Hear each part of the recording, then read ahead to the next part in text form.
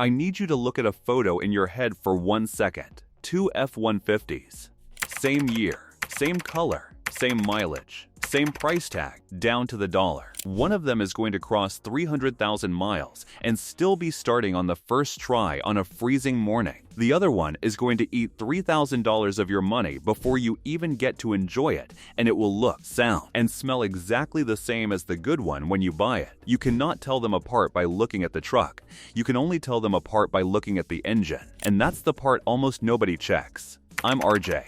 I've spent over 20 years with my hands inside Ford engines, and if you're about to hand someone $20,000, $30,000, or more for a used F-150, I want 10 minutes of your attention before you do it. Because the difference between the right engine and the wrong one isn't a few $100. It's the difference between a truck that pays you back and a truck that pays your mechanic's mortgage. Before we get into it, hit subscribe. I put these breakdowns out every week, and if you're shopping right now, the next video might save you more money than this one. Okay, let's get into the engines I'd walk away from first. The engines I'd never buy. The 5.4L Triton V8. Every Ford mechanic over 40 has a story about this engine, and it always starts the same way. So the customer brought it in for spark plugs. Here's the problem. Ford used two-piece spark plugs threaded directly into an aluminum head. Under normal heat cycling, those plugs corrode into place. When it's finally time to change them, and it is always time, eventually they don't come out clean. They snap.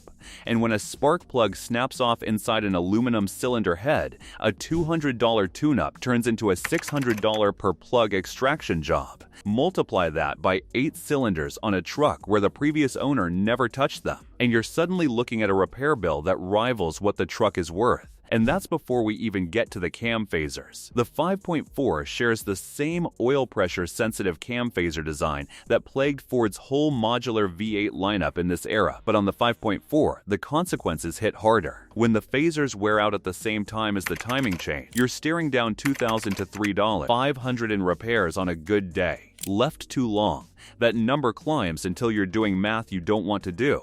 Is this truck even worth fixing anymore? Here's your 2-question test before you buy one. When were the spark plugs last changed? If the seller doesn't know, or there's no service record showing plugs before 100,000 miles, that's your answer. Cold start it. Let it sit overnight, then start it, and listen for the first 15 to 30 seconds. A faint metallic rattle that fades as it warms up is the cam phasers telling you their life story. Not every 5.4 has it. The ones that do are already telling you where this relationship is headed. No plug records before 100K? Walk away. Cold start rattle? Walk away faster. The early 5L EcoBoost in 2011. Ford did something nobody expected. They dropped a twin-turbo V6 into America's best-selling truck and killed the base V8. For a lot of drivers, it was a great engine. For the drivers who towed hard and stretched their oil changes past the limit, it turned into a slow-motion repair bill. 3 problems show up on this engine, and here's the part that really stings. They don't show up one at a time. They show up together in the same visit at the same mileage. The timing chain stretches faster than Ford expected. The cam phasers wear out once oil quality drops. The direct injection fuel system means gas never washes over the intake valves, so carbon builds up on them like plaque. Timing chain and phaser work runs $1,800 to $3,000. Carbon cleaning adds another $500 to $800. When all 3 land at once, usually right around 80,000 miles, you're not looking at a repair bill anymore. You're looking at a decision about whether this was ever a good purchase. If you're still considering an early 3.5, price in at least $2,000 of deferred maintenance before you make an offer. Ask for oil change records if the previous owner was averaging more than 6,000 miles between changes.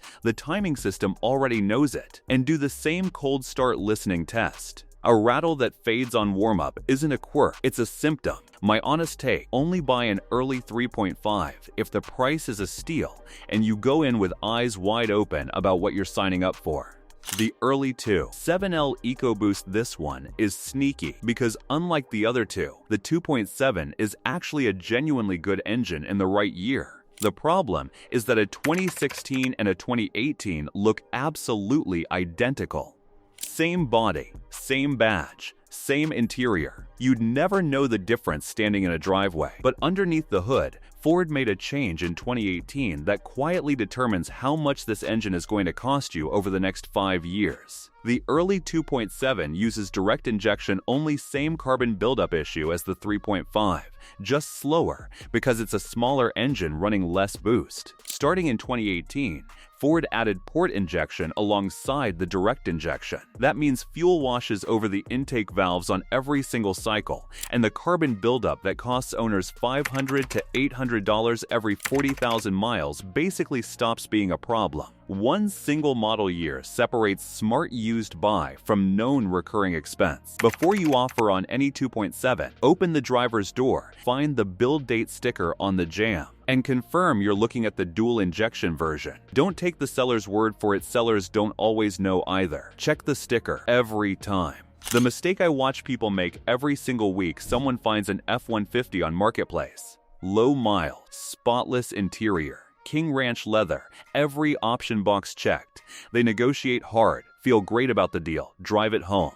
6 months later, they're in my shop asking why it rattles on cold start. Here's the truth nobody tells you at the dealership: you can replace the seats, you can replace the screen, you can throw new wheels on tomorrow afternoon. You cannot casually replace the engine. Everything else on that truck is furniture. The engine is the truck. The buyers who never come back to my shop with a bad surprise are the ones who spent their negotiating time on the engine, the oil records, and the cold start, not the trim package. Two identical-looking F-150s are not the same asset. The one with the right engine and a real paper trail is worth more than the one with nicer seats, even at the same price. The 3 engines I'd actually hand over my own money for one. The second-generation 3.5L EcoBoost. Buy this if you tow. Remember everything wrong with the early 3.5? Ford was taking note. The second-generation 3.5 that landed in the 2017 F-150 isn't a facelift, it's a fixed engine. Revised timing chain tensioners and guides, an improved cam phaser design, and the big one, port injection added alongside direct injection, which quietly killed the carbon buildup problem that used to cost every EcoBoost owner $500 to $800 every 40,000 miles. I have customers running 2018 and 2019 F-150s with this engine past 130,000 miles, doing nothing but oil changes and transmission service. No phaser rattle, no timing chain noise, no carbon cleaning appointments. If towing capacity and max payload actually matter for your life, this is the engine built for that job. Just don't get lazy on oil changes. A turbo replacement runs $1,500 to $2,500 per side. If you push your luck though on a properly maintained truck, most owners never see that bill in their lifetime. Gen 2 3.5. Buy it if you tow. Just respect the oil interval like it's a religion, because on a turbo engine, it basically is. 2. The 2.7L EcoBoost, the most underrated engine on this list. This is the engine everybody overlooks, and I think that's a mistake. On paper, a 2.7L V6 in a full-size truck sounds like the budget option. In practice, in independent teardown testing, it came shockingly close to outperforming the reigning favorite on this whole list. 325 horsepower, 400 lb-ft of torque. Better fuel economy than anything else in the F-150 lineup. For daily driving, weekend projects, and moderate towing up to 8,500 lbs, this engine does nearly everything a V8 does at a lower cost per mile. Here's the number that made me a believer. At 200,000 miles on a bench teardown, the 2.7's compacted graphite iron block, the same material used in heavy-duty diesel engines, was in better shape than the larger EcoBoost's block, and the turbo bearings measured closer to a naturally aspirated V8 than to its own bigger 3.5L sibling. Part of that is engineering a single twin-scroll turbo running lower boost than the 3.5. Part of it is simple ownership pattern.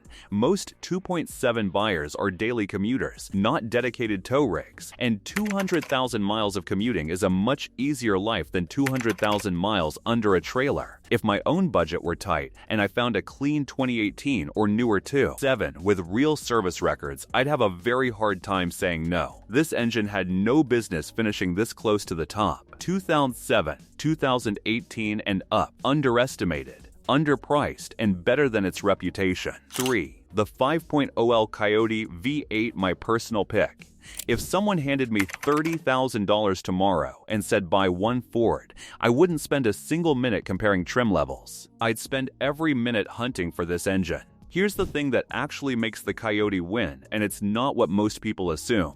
Reliability numbers on the Gen 2 and 3.5 EcoBoosts are genuinely solid too. What separates the Coyote is what it doesn't ask of you. No turbos running hot after a hard pull. No intercoolers collecting moisture over the years. No boost pressure cycling through hoses that age and crack. There's still a cam timing system in there, but without turbo heat and elevated oil temperatures, it just lives a longer, simpler life. When something eventually does need attention, it's a straightforward job any competent shop can handle, without specialty tools, lower labor rates, common parts, obvious diagnosis. I have customers with 2013 and 2015 Coyotes past 200,000 miles who come in for oil changes and tire rotations. That's the entire visit. No timing overhauls, no carbon cleaning every 40,000 miles, no $1,500 per side turbo conversations, just oil at the right interval and a coolant flush when it's due. And it keeps getting better. The third generation Coyote added dual fuel injection, the same carbon prevention trick Ford used on the updated EcoBoost. Every generation is cleaner than the one before it. Find a well-maintained Coyote. Don't hesitate. It doesn't ask much of you, and that's exactly why it wins. Once you know which engine, here's what actually matters when you buy it. Year matters. The 2015-2017 Coyote fixed the minor early tensioner issues some 2011-2014 units had. 2018 and up brought dual injection, the cleanest version yet. But here's the good news. All three generations are safe to buy with real service history. None of them carry the kind of baked-in risk the early EcoBoosts do. Transmission matters more than most buyers realize. The 6-speed 6R80 in the earlier trucks is one of the most proven transmissions Ford has ever built. The 10-speed 10R80 that replaced it is fully capable when it's maintained. Drain and fill at 45,000 miles. Mercon oil fluid only. No substitutes. Some early 10R80s had shifting complaints Ford resolved with software updates, so if you're looking at an early one, ask whether it received the calibration update. A well-maintained 10R80 is fine. One with zero service history on a high-mileage truck is a risk you don't need, especially when you're already doing everything right by choosing the correct engine. The cold start test tells you almost everything. Let it sit overnight if you can. Start it cold and listen closely for the first 30 seconds. A healthy Coyote warms up quickly and quietly. Any metallic ticking or rattling that fades as it warms is VCT wear, and that belongs in your negotiation, not in your purchase agreement. If the seller won't let you do a cold start before you buy, that tells you everything you need to know on its own. One question settles the rest. When were the spark plugs last changed? The Coyote uses iridium plugs that last a long time on a clean running engine, but somewhere between 60,000 and 100,000 miles, they need to come out. If the seller can't answer, or there are no records, that same owner probably stretched the oil changes too, and never touched the transmission service either. Price all of that in before you make an offer. Or walk away and find one with the paperwork to back it up. On price right now, a 2015 F-150 with the 5.0 in good shape runs roughly $12,000 to $20,000 private party depending on configuration and mileage. A 2018 runs $15,000 to $35,000. Yes, the Coyote carries a small premium over the base V6 trucks. Once you understand what that premium buys you, it's worth every dollar. Before you go, I want to hear from you. Find the right engine. Find the service history. Do the cold start test every single time. Don't rush the process. The right truck really is out there, and it will outlast anything else in its price range. So tell me in the comments, which engine are you buying, or which one are you already driving? A. The Gen 2 3.5 EcoBoost, because I actually tow B. The 2.7 EcoBoost, because I want the smartest value on the lot. C. The 5.0 Coyote, because I never want to think about the engine again. Drop your letter below. And if this video is going to save you real money before you buy, that's exactly why I make these. Subscribe so you don't miss the next one. I'll see you there.